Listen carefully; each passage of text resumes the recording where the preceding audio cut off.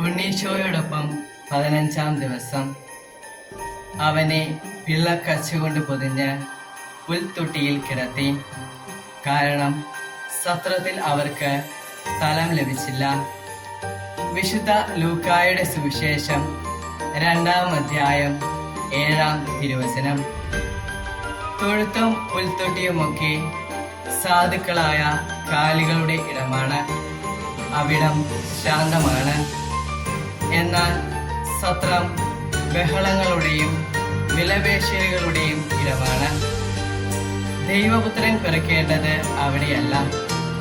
അവൻ ഇടം തേടിയത് ശാന്തിയുടെ ഇടമായ പുൽത്തൊഴുത്തിൽ.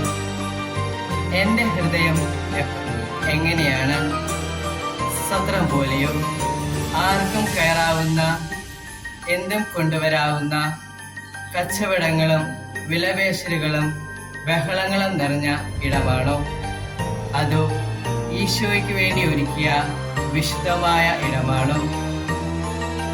അവിടുത്തെ വരവിന് ഞാൻ എപ്രകാരം ഹൃദയം ഒരുക്കുന്നു?